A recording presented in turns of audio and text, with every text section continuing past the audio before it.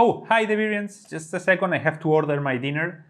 But the menu, it's a strange menu, appetizers, snacks of Iwakura rocks and a pinch of Yokai Alliance's cards. As a starter, milfei of lake treasures with addition of resources, and main course, salad of different cards, some with extra spicy.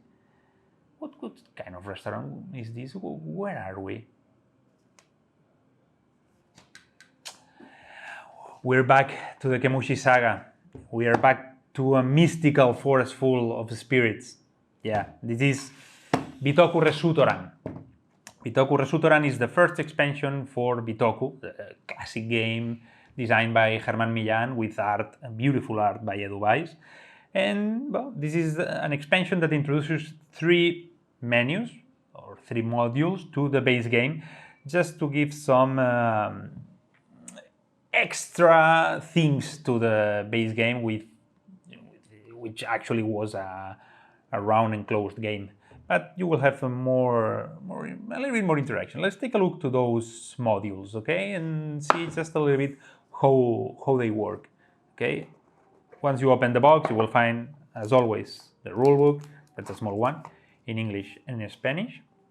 And then the first module that you will find is the Conversations one. It's called Conversations, and it includes a few Iwakura rocks, okay, with new ways to score them, new achievements that will give you extra virtue points at the end of the game, and the new Yokai Alliances cards. Those cards will count as 2 yokais, as you can see here, and also some of them, they have multiple abilities or multiple actions that you may choose between. So it will give you more strategy, because depending at the moment of the game, you will choose one action or the other. So that way you can adapt better to what is happening in the game.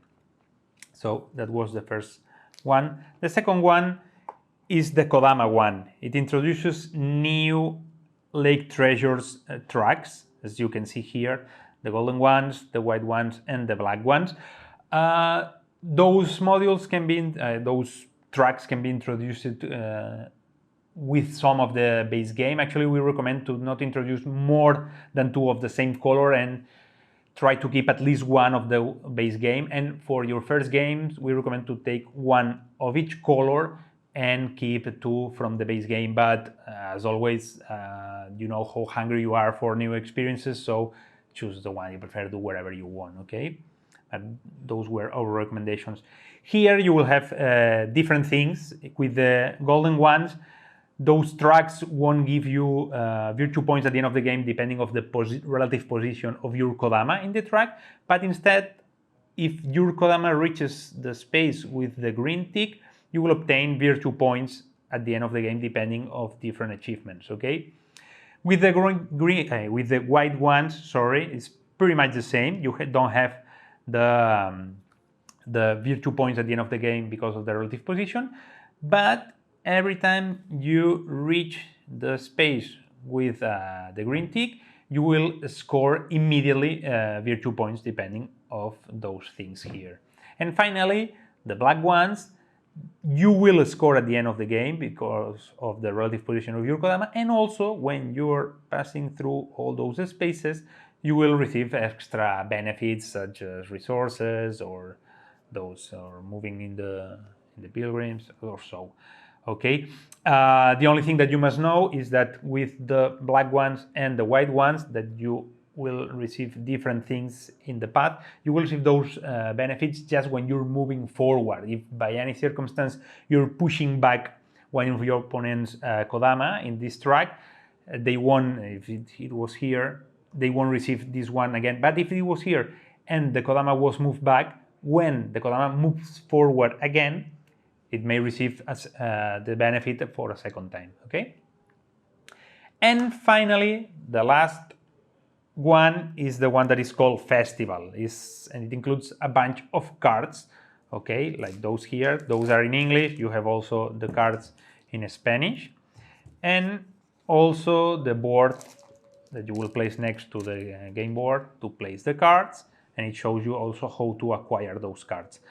Those cards, you will have those in your hands, and basically they will give you new actions, new interactions, and well, they explain when and how to use them, the cards, and some of them will give you extra points at the end of the game. Also, it's important to know that some of those cards, the red ones, those are brawling cards.